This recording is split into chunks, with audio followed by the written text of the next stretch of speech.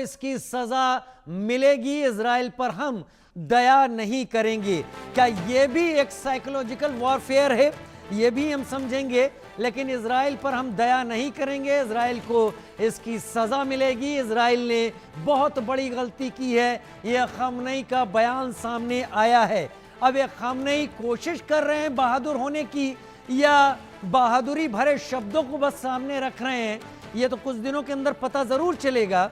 लेकिन फिलहाल ईरान की तरफ से यह बयान सामने जरूर आ रहा है। मेरे साथ खास मेहमान कई सारे जुड़े हुए हैं। ग्रुप कैप्टन वीएन झा मेरे साथ इस वक्त जुड़े हुए हैं। ग्रुप कैप्टन वीएन झा, मैं कई लोगों से, आप लोगों से चर्चा करने से पहले बात कर रहा था, उसमें एक सवाल निकलकर सामने आया था। वो सवाल एज इट इज मैं आपके सामने रख देता हूं और आप उसको एक्सप्लेन करें।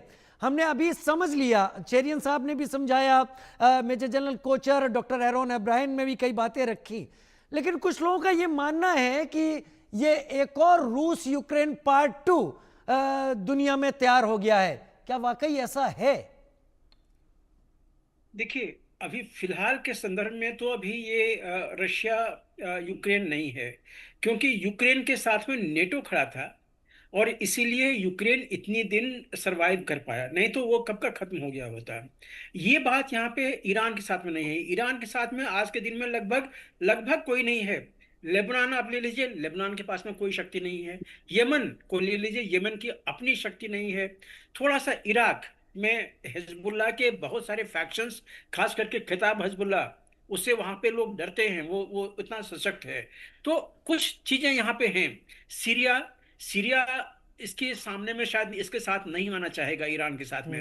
हालांकि सीरिया में जो अभी रेजिम है तहरीर की, वो उसमें इसके भी फैक्शंस हैं। आपने सुना होगा जिस दिन टेक ओवर किया था सीरिया में, तो हिजबुल्लाह पहला ऑर्गेनाइजेशन था जिसने रिकॉग्नाइज दिया था कि हम उसका उसको हम एक्सेप्ट करते हैं, उसको हम पहचान देते हैं। तो ये दिमाग में मत रखिए कि ईरान के साथ में कोई खास देश आज के दिन में जिस तरह से यूक्रेन के साथ में खड़ा था वो है।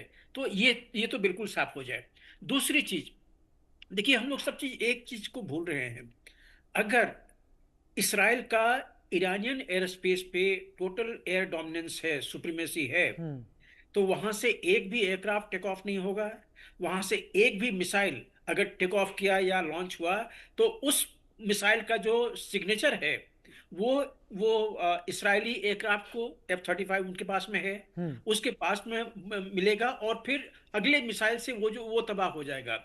हालांकि अभी भी ईरान के पास में कुछ मिसाइल्स हैं, इंक्लूडिंग सम हाइपरसोनिक, ये अभी उनके पास में हैं। कहाँ छुपाए हैं वो उन्होंने बताया नहीं है, लेकिन ऐसा माना जाता है कि मिलिट्री कॉम्प्लेक्स में वो इसको अधिकतर छुपाया जा रहा है, क्योंकि मिसाइल बनाने का जो उनका फैक्ट्री था उसके ऊपर में अटैक हो गया है। ज्यादातर जो मिसाइल छोड़ने के इसके प्रतिष्ठान थे, जहाँ पे स्टोर और जहाँ से लॉन्च होती थी, उसको खत्म कर दिया गया है।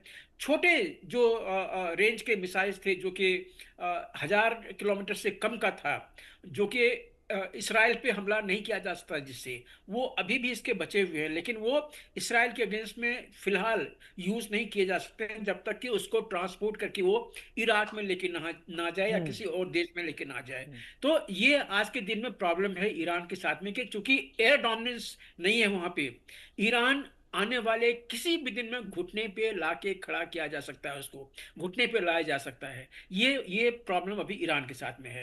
अब इन सबों के अलावे जो हम लोग कहते हैं कि ये कितना दिन सरवाइव करेगा, देखिए, वॉर जोन में क्या होगा ये कहने वाला कोई नहीं है। हम लोगों की जो इनिशियल ओपिनियन थी यूक्रेन के बारे में वो आप जानते हैं, हमस के बारे में वो आप जानते हैं, सूडान में चल रहा है वो आप जानते हैं, किस तरह से इराक और अफगानिस्तान निकला हुआ है।